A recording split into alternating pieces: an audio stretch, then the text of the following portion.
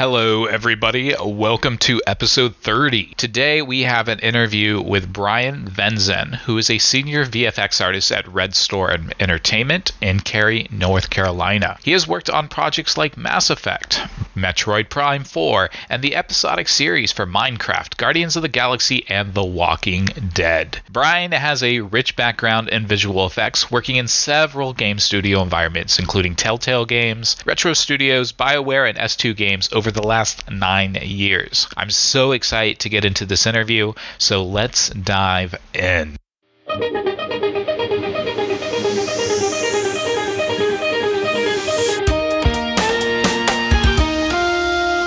Welcome to the Real-Time Visual Effects Podcast, the place to hear from some of the video game industry's most seasoned artists and up your game. Listen in on how you can learn and grow as a VFX artist, discover your own wizard, and network with hundreds of other talented magicians in the real-time visual effects community. Here is your host, Travis McCallum. Hey, Bryan. Glad to have you on the show today, man. Yeah, glad to be here, man. Thank you for inviting me. How's the weather where you are right now? It's January, so I imagine it's pretty cold up there. Actually, rarely is Texas that cold, but this year we actually got snow, which is crazy. And it was actually like 5-6 inches, so it stuck to the ground. So that's pretty rare for Texas. Yeah, we're running a little chilly, but it's warming up. We go out for walks and stuff, my dogs and my girlfriend and I. So not too cold. I can't imagine what your dog's reaction must have been when it saw snow. It must have been just jumping up off the walls all over the place. Yeah, we have two pups. One's a little older and one's a little younger, and the younger one was absolutely losing it, rolling all around in it, and the older one was like, "Get me out of here." Yeah. Bryan, I want to talk all about the awesome projects that you've been working on, and especially where you are now. Walk me back to the beginning. How did you get started in the wonderful world of real-time visual effects? What's funny is every VFX artist I've ever spoken to has a similar sort of origin story. It's always kind of fell ass backwards into it, or you kind of, stumbled into it by mistake. They always seem to come from some other discipline. And then for some reason or another, they were asked to make visual effects, and then they just kind of stuck with it for a long time. And my story's the same. I started out in animation, which is huge for VFX, right? With timing and anticipation and those kinds of things. I was rigging and animating characters at this studio I worked at back in like 2013 called S2 Games. They had a small team. They were working on trying to start a mobile thing. This is when mobile was really kind of blowing up. I had rigged and animated all the characters that they were looking to have for this sort of vertical slice piece. And they were like, well, we don't have any visual effects for these characters. Can you make visual effects? And I was like, I've never done that before. And they were like, well, we don't want to pay anyone else to do that. And no one else on the team can do that. So can you do that? And I was like, okay, yeah. So that was kind of my first foray into really sort of transitioning from, kind of generalist animator to VFX artist, just for your viewers and for you. I sucked at it, really, really sucked at it at the start. I didn't understand the principles really. I didn't get, how to make sprites and those kinds of things. It took a lot of banging my head against the wall and watching tutorials to really sort of become what I am today. You had this opportunity thrust on you unexpectedly. What kept you on board? Why did you stick with it? Why did you not just go back to animation? I'm sort of a challenge seeker, as it were. I kind of like feeling like I don't know something and then trying to conquer that. The idea of me sort of switching roles in the middle of a project seemed really cool to me. I dabbled in some effects stuff previously, but I was the only person on the project making effects. And so I just felt like the challenge was going to be meaningful, though what I was going to learn there was going to be meaningful. And also, I think other industry professionals have probably felt this way too. In some way, my ability to do that job, a lot was riding on it because other teammates of mine were working on their individual parts as well. Making games, game development is sort of everybody throws, their ingredients into the soup and then you hope at the end it tastes good, right? If I didn't do my part, I felt like I would have let down my teammates in that moment. I think it's so awesome that you've been able to touch different aspects of game development because visual effects fits perfectly into that whole. Visual effects artists are working with all different artists within a video game. I'm curious, what is it in your mind that you think makes visual effects such an integral part to any kind of game that comes out? What makes it so important, almost mandatory? I don't think you could have a game without visual effects. Sort of general definition, VFX is like anytime the player as the character interacts with the world in any way whatsoever, right? So characters walking through a dusty corridor, there's footstep dust that hits that lets you know the character is on the ground and their feet are interacting with the floor. There's gunfire. When you fire a bullet, you expect for the muzzle flash to happen on the end of the gun and for the bullet to impact something, and that impact on the wall leaves a mark, and all of that is VFX. Characters, running through an environment that has some weather involved in it. Rain hitting the back of the character and hitting objects that are in the world lets you know that the weather is interacting with the surface of the game and on your character as well. And maybe on the other side, once you step under a landing, your character's wet, then that lets you know your character was in rain before. All of that stuff is VFX. All of the ways that characters or NPCs interact with the world is all visual effects. And I think without that, and in fact, lots of VFX artists will claim this too, turn off all of my VFX and see what the game looks like. It's actually horrible. So I think VFX really anchors us to reality, and it gives that believability aspect that this is a real world. We're not, right, just living in a box. Right. That's awesome, man. Talk to me about one of your favorite visual effects projects that you've been working on or have done in the past, and why did you like that one the most? I know it's hard to pick one. Two come to mind. Maybe talk about working on Mass Effect Legendary Edition. That game's slated to come out sometime this year. And real quick, can you just describe what the Mass Effect franchise is for our listeners? Oh, sure. Yeah. Mass Effect is a sci-fi RPG shooter type game that involves lots of aliens and space travel. And it's like a riveting story about this character, Commander Shepard. And what's great about the game is that you're allowed to sort of make your version of Shepard your own. And so you can be a male or a female. You can, romance characters. It's like this really great sort of immersive world that I think a lot of people really resonate with. That's partly why it's such a great project to be part of, and why it's one of the ones that I loved the most is that we were making a remaster, which is sort of bringing this game forward in time to this new generation of players who could play, and giving players who've already played the game before another shot at sort of choosing different paths and making their Shepard different and doing different romances. And so I really enjoyed that project because, one, it comes with so much sort of gravitas. Lots of people are going to play it. People are going to be really stoked about seeing it again. Yeah. Another reason is because the team at EA was great. I just felt really powered to do my job and do it well. And my lead was awesome. Jackie Shun, he's great. He still works at EA. He was awesome. He really sort of trusted in me to take over the material pipeline and do all the material VFX for the project while I was on it, which was awesome. That kind of freedom to be creative and sort of reimagine some of these things that I had played before in this new way just felt right. It felt like sort of a peak moment in my career for me. So in this studio, you were working with other FX artists. You weren't just working by yourself. Oh yeah, no. Yeah, I was working with sort of a ragtag team of EA folks. We pulled a lot of people off of other projects, and myself as well. People kind of stepped up. I think COVID-19, which I guess is going to kind of date this podcast, but COVID-19 sort of hurt some of the outsource work they were getting, and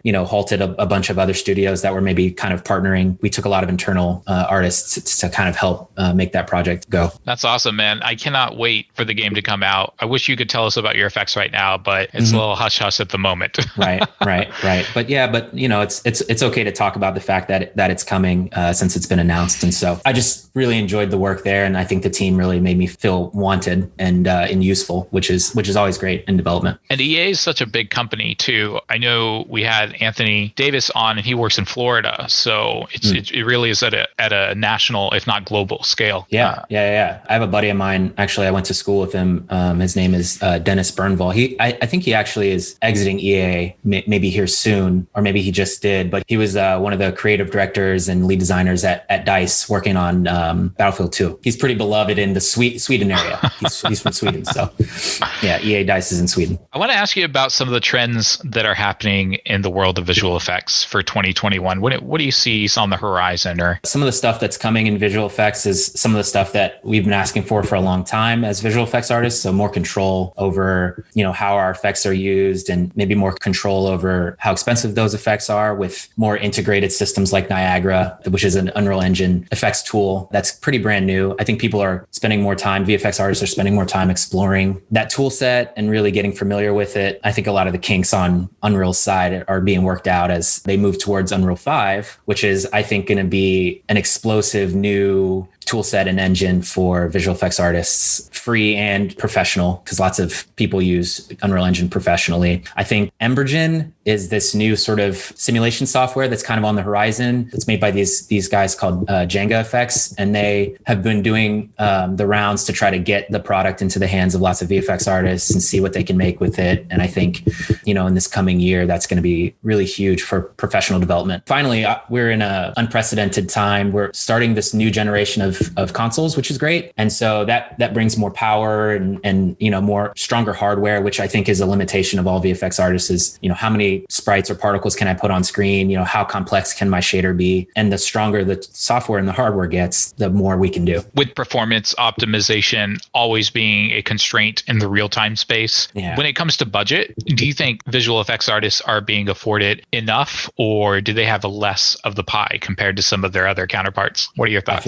I feel like I'm going to be biased, but we don't get enough. I think, it's like I was saying before, it is kind of a soup, right? We're all sort of trying to put our ingredients in and hope that the soup tastes great on the other side. And I think sometimes VFX artists are kind of left with the scraps, right, to toss in. You maybe don't get as good a quality product from VFX perspective as you could have had some more bandwidth kind of been given to our department. In the end, if the product's beloved and it works and it sort of immerses the player, that's really the focus, right? Is were my effects communicating what needed to be communicated in that moment? And if the answer is yes, then that's great. I always want more bandwidth to be able to make more. I want to ask, for visual effects artists that you've been able to work with, whether it be mentoring them or critiquing their work, what are some pieces that you've learned about understanding what good FX are versus great? Where's that leap in quality? That's really interesting.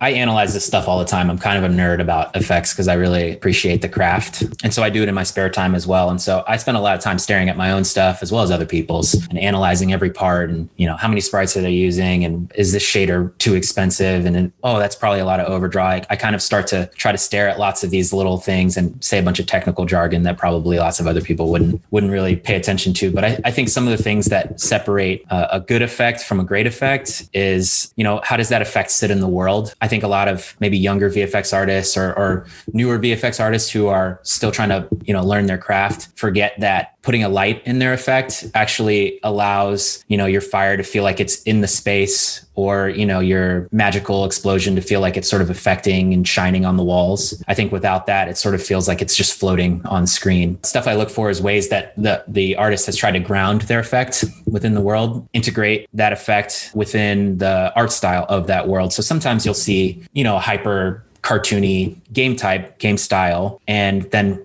really realistic fire, and it feels like it doesn't fit normally, right? I think when I see some stuff like that, I always think to myself, why didn't they go the extra mile to sort of create an art style that really makes this effect seem like it exists here? And when that's done well, I really like that. Just like Breath of the Wild, right? Breath of the Wild fire looks like it fits in the world. If that had been hyper realistic fire, I think people would have felt strange about it.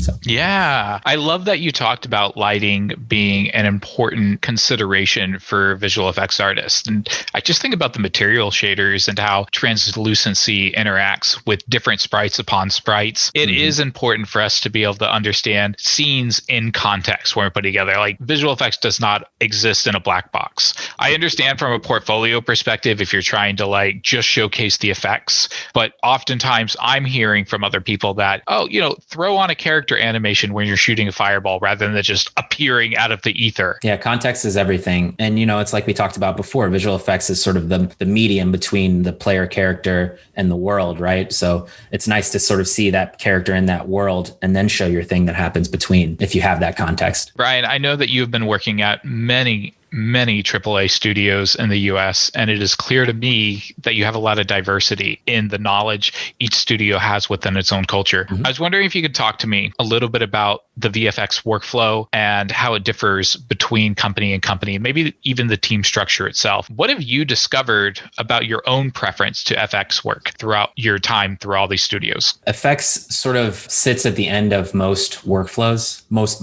pipelines. Effects, lighting, and audio all sort of happen maybe at the end of the game or at the end of the pipeline as the game is sort of finishing its development cycle. It feels like, or my experience has been that time is very frantic and people are, scrambling around trying to sort of fit in their audio and their VFX and their lighting to enhance the game wherever they can. At some places that really take their time in development and spend lots of years on development, i.e. Volition, or, a place like Retro Studios, who really wants to craft a very specific game that reaches a fan base that's looking for something really specific. I think those people take a lot of time to make a game and try to do their best to make sure that they hit every bar necessary. I've worked at places like TellTale Games, which their development cycle was like one episode of a game every few months. So it was very quick, right? Very fast paced. It's almost akin to mobile. And so the workflow there was a bit more haphazard. I would say they didn't always wait till the end of the pipeline to integrate VFX and lighting and audio. Because that game type was very story driven, it was almost necessary in the early stages of development to have your audio and your lighting and your VFX be present to sort of see how the shot was going to be viewed and get a real sense of how that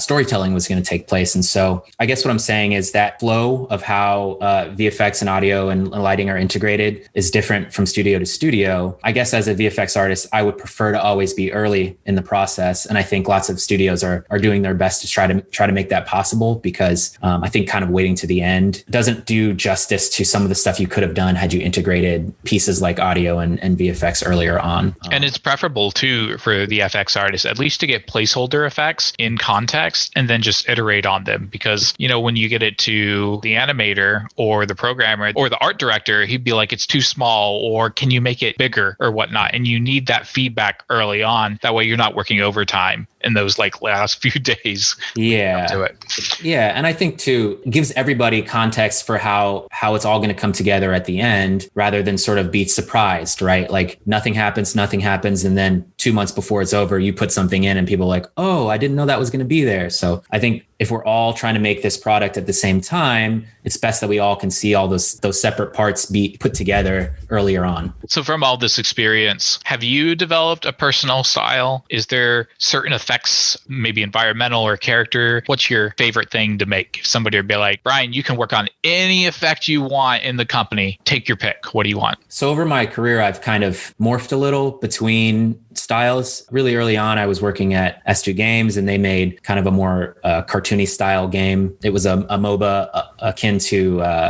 League of Legends called Strife, and League of Legends came out and kind of blew up, and every other MOBA kind of sank, which is totally fine. League of Legends is great, but that led to a very cartoony art style for me, which I think got me the job at Nintendo, working in an effects style that's kind of similar to that. But as my career kind of went on, I kind of got more and more invested in realism and how do I get closer to realism. And at one point, actually, I had applied for a job at Sledgehammer Games, and their art test was to make an explosion, a realistic explosion, the most realistic explosion you can make. I was stumped on how to do that, right? I didn't understand that there were these programs that, you could simulate an explosion with and get hyper realistic textures for. And I kind of delved my way into that and really got deep and immersed in shaders and simulation. From that, I turned myself into a more realistic VFX artist. I guess if I got my pick, I really like sci-fi. I really like being able to sort of make the glowy, shimmery, energy beam gun shield thing. I like Mass Effect. Yeah, I like Mass Effect. I like Halo. I like Destiny. I like sci-fi. I like Destiny. Yeah. I like that stuff. As a VFX artist, it's like fun and engaging to sort of make the thing that's real fantasy. And then the challenge sometimes is to make something that people have seen before and then try to fool them into thinking this thing is a real thing, right? I actually discovered you through your work on LinkedIn, Bryan. I know you've been really active on showcasing all kinds of things, mainly a lot of tutorials to educate and inspire other artists in the community. Can you tell me a little bit about the relevance of having a personal brand for a VFX artist? What kind of work goes into it, and what kind of benefits make the effort worth it? Yeah, it's funny because it didn't start out as a personal brand. I started doing personal work years ago because I was frustrated about the work I was doing professionally, and it felt very sort of directed by someone else, and I was making someone else's vision, and I felt like I really just needed to get my creativity out in some other way. And actually, I had got it into my head that I wanted to start drawing again. I'd kind of gotten away from doing just sort of personal art projects, just drawing. A really good friend of mine, Mia Goodwin, she's a great comic book artist at Skeleton for Rent on Twitter. You should check her out. She's great. She makes a comic book called Tomboy. It's wonderful. Shout out to Mia. Cool. She gave me a bunch of tools and tips and really sort of got me back into drawing, doing art. And I fell in love with doing comic book panels again. And that was sort of the jump back into sort of doing art and trying to post it in places. And that was maybe the jump off point for me starting Let's Make Effects, which is kind of the brand that you're speaking of, that where I put out tutorials and create content that people can absorb and learn about. I kind of felt like I've always wanted to teach people this craft. I love making effects. How do I reach people? And so I made a logo and I started to sort of tailor the stuff that I was putting on social media and trying to sort of gather folks who are like-minded and interested in effects work at Let's Make Effects. Go check that out. I started really trying to engross others in this craft that I love so much. And I think it's fostered a lot of people following that, which is great. That's the point of it, because I think that sort of mindset of mine about wanting to really teach people is being fulfilled by seeing people sort of engaged with the content. Rock on, man. What about the effects it's had on your own life? Has it helped propel your career toward new opportunities? Has it opened up new connections that you may have never been able to reach before? What are your thoughts? Yeah, the advent of social media has given artists like myself a way to sort of put our content out there and engage with others. I think that's ultimately been helpful to my career as far as being able to find a job. I always tell a lot of younger developers that they shouldn't put all of their eggs in one basket. And what I mean by that is all the work that you do shouldn't be done professionally for the studio you're working at. You should be honing your skills and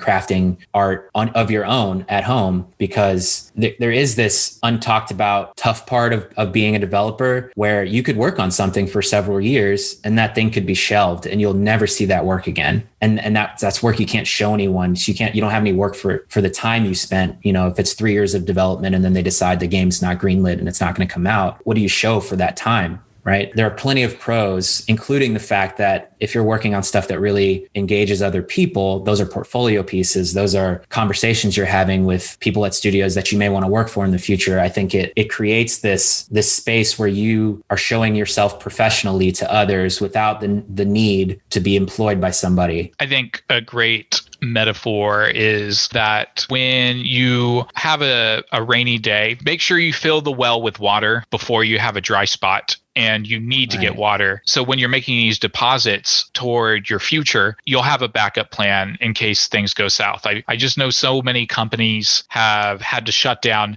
and no fault of the artist at all. Right. It's just business. Mm-hmm. And then they're stuck with a super old portfolio and they're struggling to get a new job. That's something that no artist wants to find themselves in, that kind of position. Yeah. Many of my colleagues from the game development world have sort of been in that situation. You rest on your laurels, you think you work at this place and this place will never go under. That's kind of the more of that stuff that people don't talk about in game development, which is that these studios rise and fall, man. Money and product is really what fuels them being able to stay open. So if you don't put out a product or you don't get the funding, they have to shut down. Perfect example is TellTale Games, right? They made The Walking Dead, which is a series that people, bawl their eyes out talking about. And you think, well, they have to be making money because, people love them, but that doesn't mean their products were selling at the rate necessary to keep that studio open. A lot of my friends, I was there when they went under, got the rug pulled out from under them. And I luckily found the life raft to the next studio, but not everybody gets that. And so what you want is some work to be able to show that you are engaged with the content you're creating,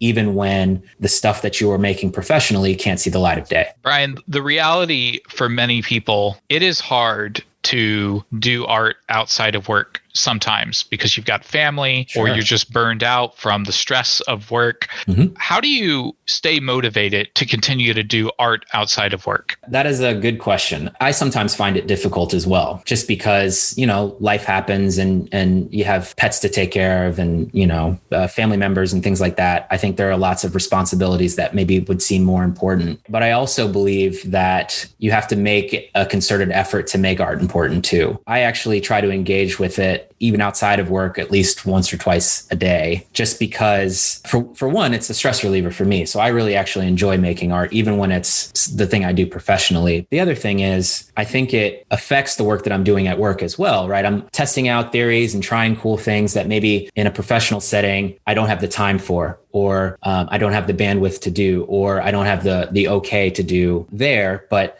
maybe I tried it at home and I tried it in this really controlled setting, and oh man, I just learned this really cool thing I can do that will then enhance the work that I'm doing professionally. So I think the pros there weigh heavy enough to me that it makes sense for me to engage at least a couple times a week with, some personal projects that I'm doing that really helps to continue to foster creativity at work. And I was just listening to this YouTube video from this guy, Adam Duff from Lucid Pixels. And we were just talking about how art in itself, sometimes people get demotivated once they start doing art, is because they're not keeping the end in sight. They're not keeping the end in sight. Oftentimes they'll get distracted with video games or social media, and that'll take away their attention instead of working on that FX or that art piece that they want. So if you have an idea of what an end result is, you stick through the hard part, which is the getting started, and you start to see it come together. Once you hit that certain breaking point, the momentum to finish is going to carry over. Something I'm trying to stress to artists that are struggling to stick through with their art is just push through the nitty gritty in the beginnings. And once you start to see the whole picture come together, you'll follow through. Yeah. I actually just started down this path for fun, which I think is a huge part of what's necessary for motivating you to continue to work. I started trying to teach myself to do sculpting, which I've never done before. And it's not anything that I need to do for work. It's just like with your hands, like physical sculpture? No, I'm sorry. 3D sculpting. Oh, okay. Yeah. In Blender, which is a free 3D program anyone can go download. I have been teaching myself to do 3D sculpts, and it's something I've always sort of shied away from, thinking like that's too hard, and what am I ever going to use that for professionally? But through this last couple of months, I've wanted to put some personal time into something that doesn't have anything to do with what I would need to do professionally, and I found it really cathartic to just learn this new craft and just be really slow about it. And what's fun about personal projects at home is that there's no grade. No one's going to look at it and say, that's not good enough for XYZ. You're the art director of your own work, right? And so there is this really great moment there where you're working on something and maybe it's really slow and you don't have to engage with it the same 8 hours a day that you do with something professionally. And so it becomes fun again, which I think sometimes is lost when you're working on something professionally. I agree with you that the early stages of learning is really tough, right? There's no one there to sort of be like, well, this is how you do that. Let me hold your hand and show you how. Breaking that first barrier of starting is really tough. But once you're in it, you see these sort of beautiful moments of realization about how your craft is getting better. You can look at something you made 2 months ago and you look at something you made today and see that comparison, which I think is also what you were talking about. You compare your work to a game you like or something else you've seen and see how you're making strides. And that really propels you forward. Yes. Preach, brother, preach. Yeah. Bryan, talk to me about your educational experience. I know you attended the University of Central Florida for your bachelor's, and then you went back to school for a master's at the Florida Interactive Entertainment Academy. What were the lowlights and the highlights of being in school? Yeah, I think some of the lowlights are harder to grasp at. I have never had a lot of money, didn't come from money. I had a single mom. She raised 2 kids, put her life on hold to make sure that we got to college, which shout out to my mom. She's a wonderful lady. Bryan Venzen, I love you. I didn't have a lot of money, so I had to work throughout my undergrad and my graduate career. And so some of the lowlights was the fatigue, man. You're studying, you do your 8 hours of school, and then boom, you do 8 hours of working at a bar or a restaurant or whatever it is. Mm-hmm. And then you try to get a few hours of studying in, and then you wake up and do it again. So the lowlights was just being tired and being fatigued and unmotivated, and you have to get up and keep doing it. You weren't at any of the frat parties? That wasn't you? I was throwing those. No, I had fun too. That's part of the highlights. I went to the bar, I had drinks, I went to parties and enjoyed my time there as well. But I think some of the stuff that really sticks with me now, and actually is still really an integral part of my adult life, is some of those relationships that I fostered during that time. A lot of my graduate school friends got out and got into the industry just like I did, which I had a very bumpy road, and some of them kind of just got right in. Even to this day, like I've actually called some of them up, the people who are in the trenches with me, working really late nights, working on projects, capstone projects and things like that. And I remembered, man, that guy's a worker. He's going to do the job, and I called them and said, hey, I have an opening position at this place I'm working at. Would you like to come? And I've actually gotten people jobs there. At places that I've worked. So those relationships, I think really, those are the highlights. Like even now, a lot of my friends who I've worked with in the industry and went to school with from that time have moved to the Austin area, and they have kids, and, we go out and grab a beer together. Like it's just really nice to be able to sort of look back and see how hard we were working then in those lowlights, and then see where we got to now, which is kind of the highlight. That's awesome. Many VFX artists get invested in their work, and some might even call their effects their babies. Is that you, Bryan? Yeah. I'm invested for sure. I think, some part of working on something, putting your heart into it really makes it feel like it's important to you. I think sometimes you do have to let your babies go though, right? Like I think in some ways you'll start working on something and it'll be the first draft and you're like, that's it. It's the ship it just like that. And, someone comes by and says, change all these things. And that's really tough to deal with. But that's part of the process of sort of being on a team, right? Someone else's job is to hold that vision together. They're a creative director. All they're doing is sort of looking at all the pieces and saying, how do they fit or don't fit? And so as an effects artist, you don't always have the vision to be like, this effect is perfect, to be able to say that with certainty. Someone else is going to be able to direct that there. So you have to let your babies go sometimes too. So how can artists handle it emotionally, especially when projects die? What are the teachings that people can get from those? Whether they kind of feel as like wasted time and effort. I'm giving the quotation marks to our listeners. I know they can't see them. I think that's a tough question, and everyone's going to handle that a little differently. And that maybe goes back to what we were just talking about, which is sort of engaging with the content at all times and learning, right? Because there's knowledge in the effort you put forth, even when the game doesn't ship. You learned a bunch of stuff about how development works, or that maybe the pipelines that you worked in, or maybe the tool set you worked in that you get to hold on to, even though the content won't be seen by people. That knowledge is gathered there. How do you deal with it emotionally? I think in some ways have your cry, right? And really sort of feel lost for that work, because it is lost. It's if you view art the way that I think lots of artists do, you did lose you lost your baby. And so in some ways that's really sad and tough to deal with. But I think when you take a high level view, or maybe take a couple steps back, or maybe you're a few months on, you'll realize that you didn't lose everything, right? You still do have those sort of moments of knowledge and maybe those moments of joy that you had working on stuff that you get to take with you as well. I agree, Bryan. I think there needs to be a moment for you to cry and to be able to process your emotions, be able to sit down there, stop working, say goodbye, wave goodbye to it, give it a farewell. But then, yes, move on, move on. Life moves on. Life doesn't stand still for anybody. There's always the next piece. Yep. Right.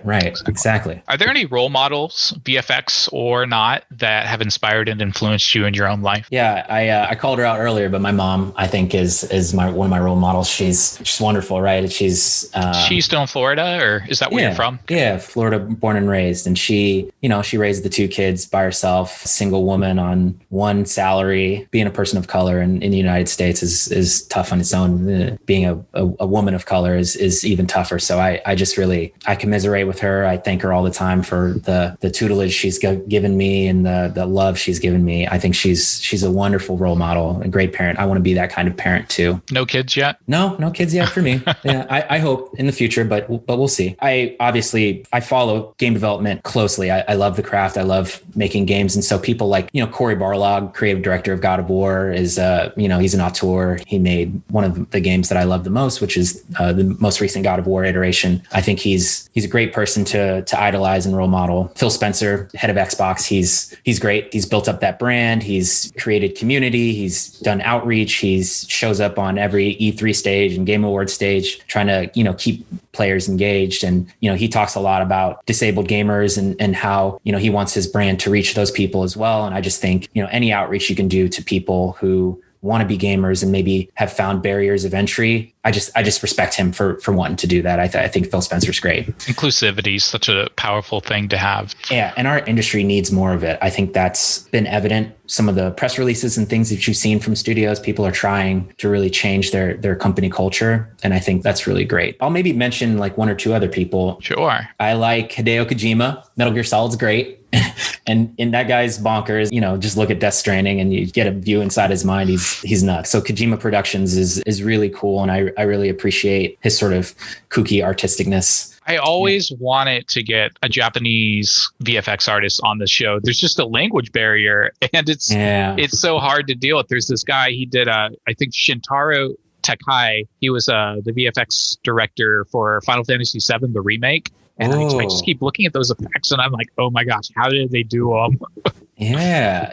I actually, that's another really cool reason why starting a brand and getting kind of your work out there is really cool. Cause I think people like that engage with you. Like I've met all kinds of really awesome VFX artists across the industry just because I posted something somewhere and they saw it and they commented or pointed me to something else. And so that engagement's really, really cool. One other person that I think is really awesome too is I don't know if you're familiar with their podcast, Kind of Funny Games. They have a podcast that they were started by this guy, Greg Miller. He was the host of Podcast Beyond way back when. And he just decided he really wanted to start his own thing. Started Kind of Funny Games, which is just like they're games journalists and they report on games and they do playthroughs and just really funny content. And I just love those guys. And I think Greg's great. He actually had a bout with cancer some years back and really fought through it. And now he gives back and does outreach and charity events and stuff. So I just think he's really cool. At Game Over Greggy on Twitter. He's awesome. I want to ask about failure and bouncing back from mistakes. I know in a perfect world, a visual effects artist would never screw up, but we are all human and we are all prone to making mistakes. I was wondering if you could share some of your experience on handling mistakes. What's your approach? And if you have any real world examples. Yeah, I kind of view mistakes. I'm a problem solver. Like my brain kind of works in this very strange kind of Rubik's Cube type way where, I'm given something to solve and then I'll try to solve it in lots of different kinds of ways. And so I always find mistakes to be one of those avenues to the answer closed, but there's still many avenues to the answer, right? So you just pivot and go to the next avenue and try to solve it that way. Mistakes are common. VFX artists tend to use lots of different solutions to one problem. I had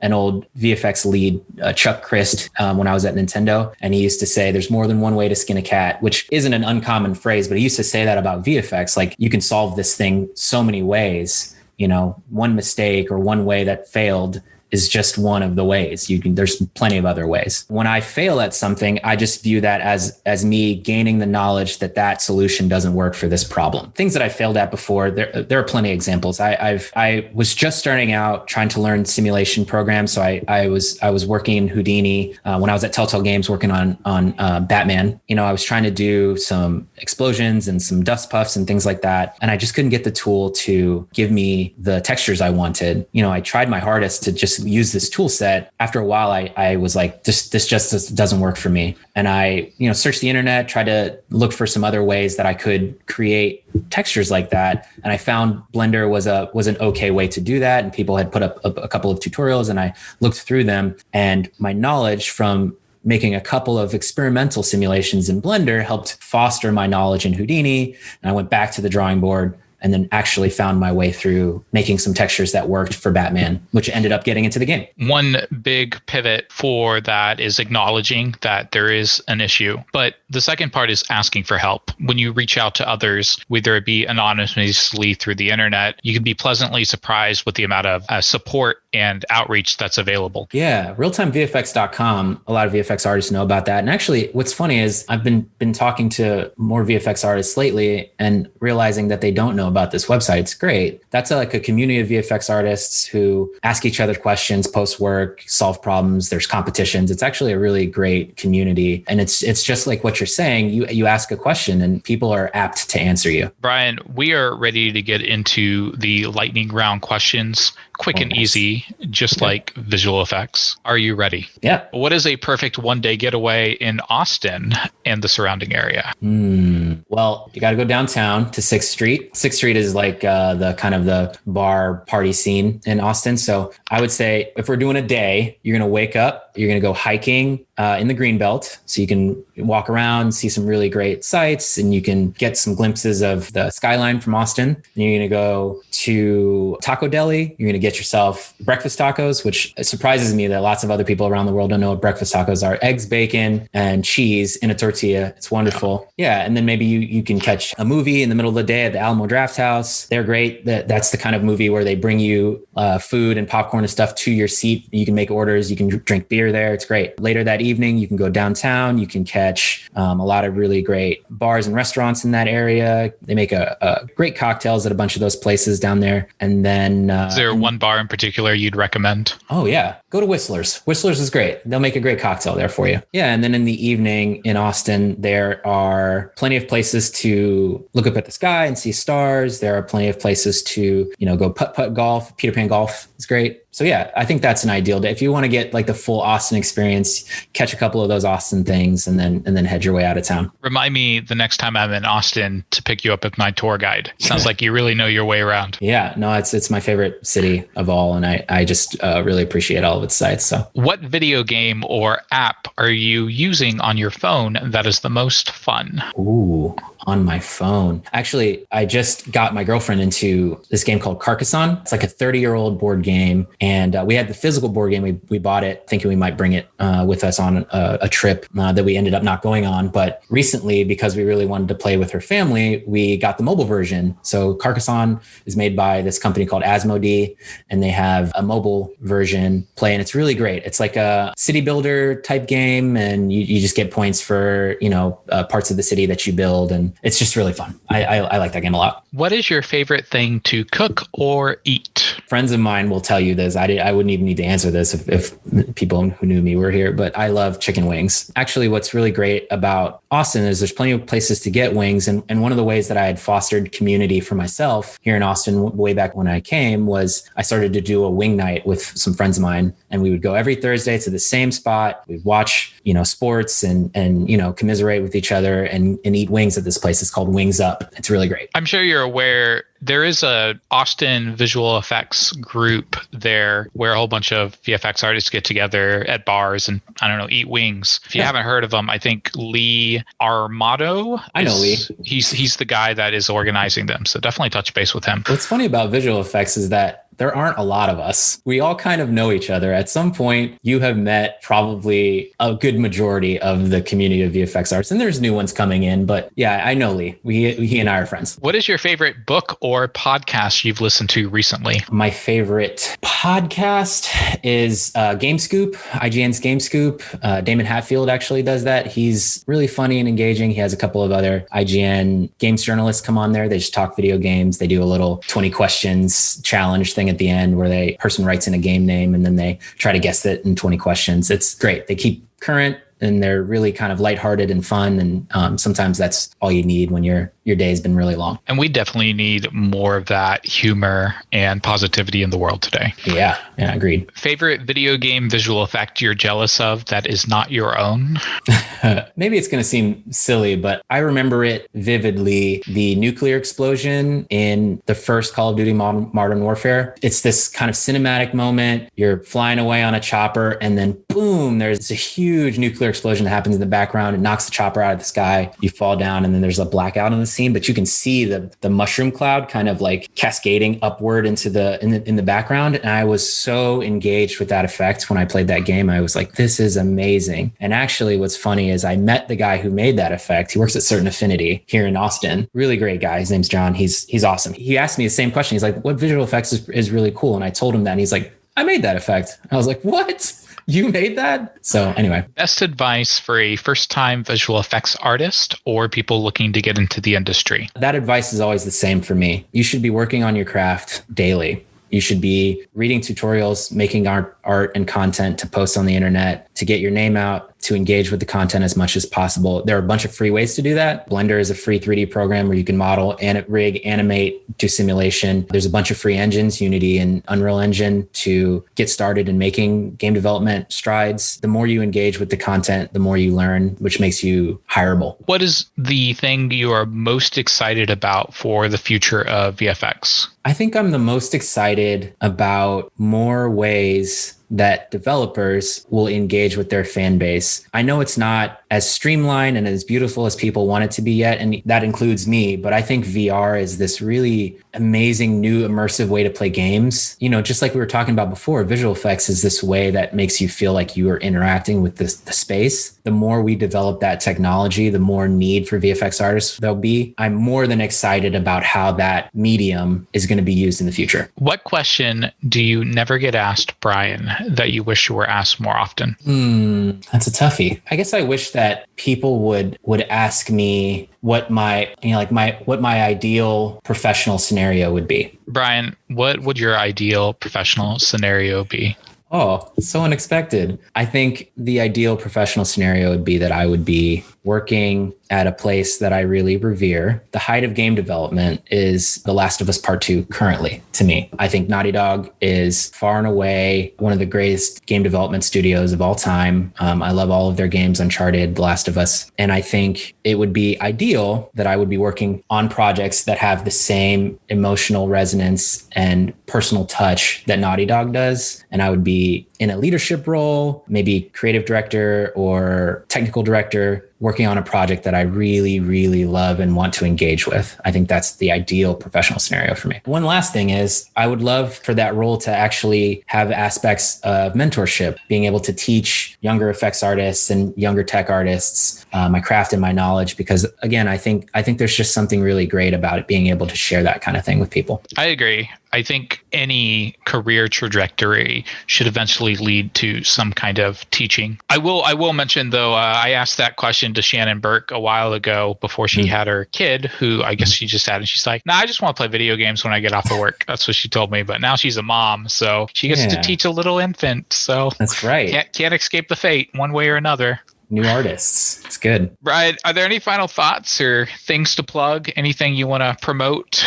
Yeah, I fashioned myself to be an ally. And when I say that, I mean, I want to be the kind of person who empowers those who generally feel disenfranchised to realize their dreams. Some final thoughts from me is I'm available to you, your listeners, and anybody else who's interested as a point of reference, as a helpful tutor, as a mentor to anyone who needs it, specifically speaking to people of color, women. I think our industry needs more people of diversity to create a holistic view and new creative avenues. I think those are the inevitability when you allow more people to be part of the club. And that's what I want in the future, is to just be an ally to help people who feel like maybe they can't make it in this industry, make it. And the only things I'd like to plug is just Let's Make Effects. Reach out to me on Twitter, Instagram, YouTube. A lot of my content's all over the place. Trying to find more ways to reach people and teach people. Please feel free to just engage with me. I will never turn you away. Bryan,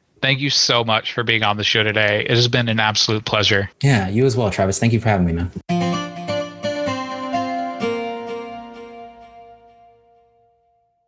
Wow, what a great guy Bryan is. I'm so glad we were able to bring him on the show and talk about his VFX experience. Here are the takeaways. Number 1, game development is a soup, with all the artists adding their different ingredients, and VFX is one of those amazing ingredients. Number 2, fill the well before a drought. While you're working a job, be doing personal projects so that you're building portfolio pieces that you can use in case shit ever hits the fan and you need a backup plan. Number 3, have a cry for loss of work, but realize that you've gained invaluable knowledge that's going to stick with you for your next project. There are going to be times when VFX you work on may never see the light of day in a public game.